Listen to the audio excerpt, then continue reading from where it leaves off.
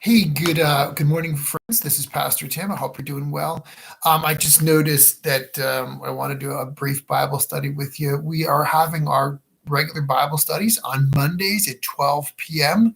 As a Zoom. I didn't get anybody to show up, so that's okay. I thought maybe we could get together and do a brief Bible study here on YouTube.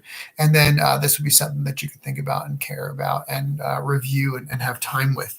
And so this morning I wanted to talk about relationship and really about the importance of relationship that we have with God.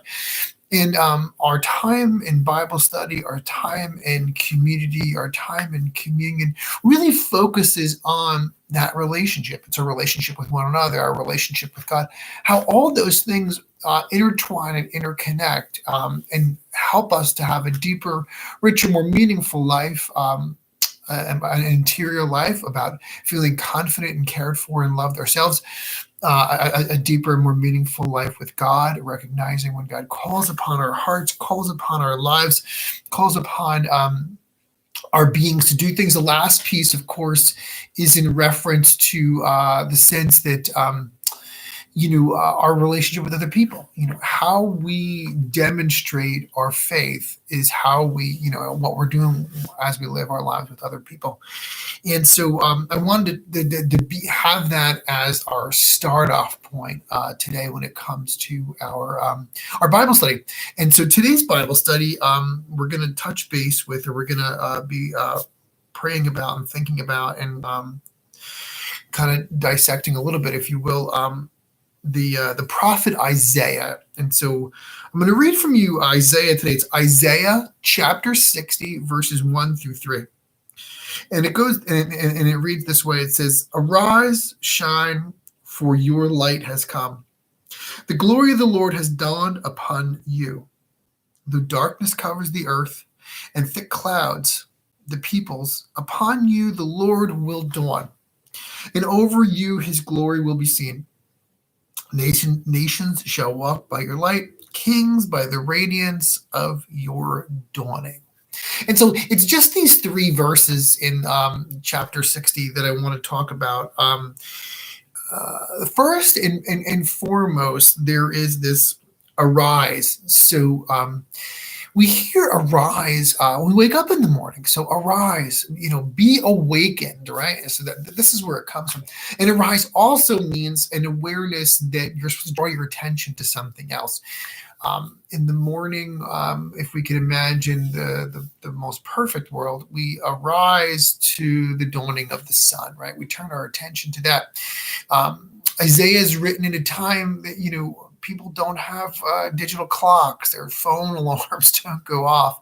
Instead, they rise with the dawn to their day of work, whether it's in agriculture, their day of work, whether it is in shepherding, their day of work, whatever they're going to do. So there is a sense that at the rising of the sun, they become aware of their consciousness. They are conscious. They are awake.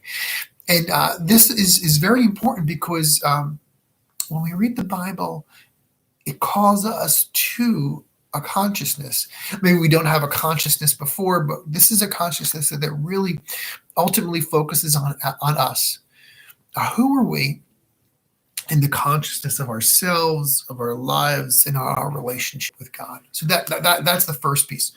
Wake up, be conscious, right? And so then it says, shine, for the light has come. The glory of the Lord has dawned upon you. And this is valuable and rich to understand, because what it's saying to us, in essence, is that we are not responsible to be the light. No, we are responsible to be reflecting the light of God. And I think that holds something for us, because if we can pause and just think about this for a second. So often we feel like we have to energize ourselves, get ourselves going, get ourselves motivated for our lives. And that's exactly what Isaiah is not saying. Isaiah is saying, that he is aware that thick clouds cover us and sometimes hold us down. That in that darkness, we may feel as if we are disconnected, lonely, lost, confused, forgotten.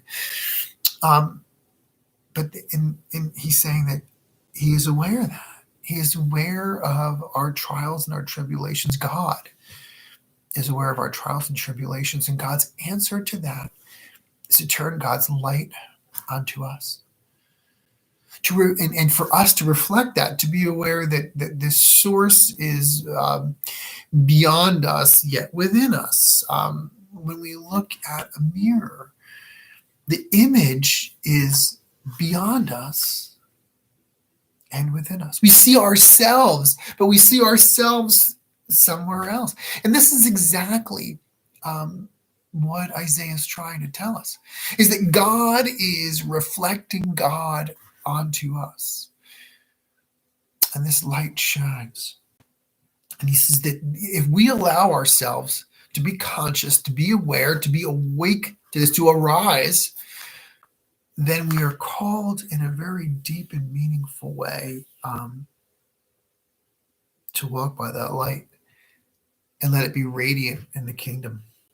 The dawning of an era, not an era of wealth, of rich, of fame, of fortune, an era of a dawning that we radiate upon the world.